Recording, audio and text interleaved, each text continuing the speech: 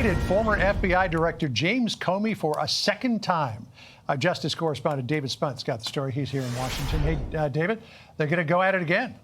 John, they're going at it again, not even a year after they went at it after the first time. We're told this via several law enforcement sources. We're told this is related to an Instagram post from the former FBI director last year when he posted on the beach. You may remember there was a formation of shells that said 8647 that were in that pairing of 8647, and he said something along the lines of, "Isn't this a curious formation that I just found while walking on the beach?" Well, critics to that post immediately pointed out that 86, at least in the restaurant world, means to get rid of or to kill something from a menu, 47 meaning the 47th president of the United States. So Comey did speak with the Secret Service, did speak with federal investigators. At the time he was interviewed last spring or early last summer, shortly after that happened, no charges were ever filed, but now it appears that he has been indicted today. We're working to learn more about the indictment.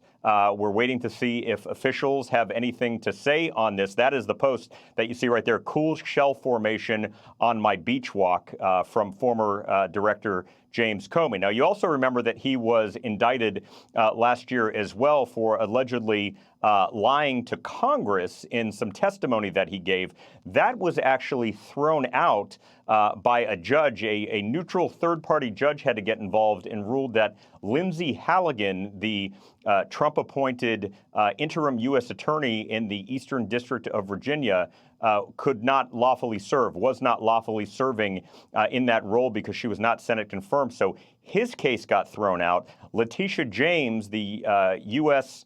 Or the Attorney General, in the state of New York, her case was thrown out related to alleged mortgage fraud, also in the Eastern District of Virginia because of the Lindsay Halligan issue. But it appears that DOJ has gone back for a second crack. It appears that, and they have gotten an indictment, and this comes under the leadership of Acting Attorney General Todd Blanche, who's been on the job in that position since former Attorney General Pam Bondi was fired several weeks ago. So certainly an update that maybe we weren't expecting today, but the former FBI Director James Comey indicted for a second time. This has been this is related, I should say, to that shell formation 8647. And I will just end on this before if you have any questions. This is done by a jury of his peers, a grand jury of his peers, that they believe they had enough evidence to go forward with an indictment, which I think is an important point.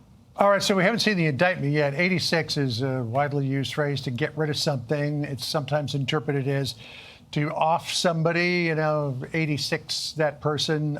So, I mean, what are we looking at here? Potential charge of making threats against the president? It's potential that's what we may see. And, I'd be remiss if I didn't say that this comes at a time when the president and first lady are calling for the firing of Jimmy Kimmel for the rhetoric. We saw what happened. John, you and I were at the White House Correspondents' Dinner on Saturday night, and luckily nobody turned out to get seriously injured there. We're all thankful for that. So this comes at a time where the rhetoric, the administration believes the rhetoric against the president is just completely unnecessary. And while this is something that happened almost a year ago, it shows the Justice Department is not by any means forgetting that the former FBI director did this. I think the former FBI director might be a little surprised by this, given the fact that he had a rather non-confrontational interview via sources last year with the FBI and with the Secret Service, said, listen, I made a mistake. He voluntarily came in and did this interview, but now he is facing at least one federal charge. We don't have the exact indictment yet. We're told we're going to be getting that shortly. This is all evolving right now. John, Joey. David, you mentioned that this is one of the first big indictments to come now under the acting Attorney General Todd Blanche. He's only been at the helm of DOJ a few weeks. How much of a hand did he have in this investigation and moving forward with the indictments as opposed to former Attorney General Pam Bondi? Yeah, well, Todd Blanche is running the show right now, no question. I mean, he was the Deputy Attorney General running the day-to-day of the Justice Department, even when Pam Bondi was the Attorney General. And certainly Pam Bondi, when she was Attorney General, had the ultimate say over everything inside the department. But Blanche, someone who was running the day-to-day of the department as the deputy, as you see, Jillian, when you cover the State Department and really any other department, government agency in Washington, it's the deputy that runs the day-to-day.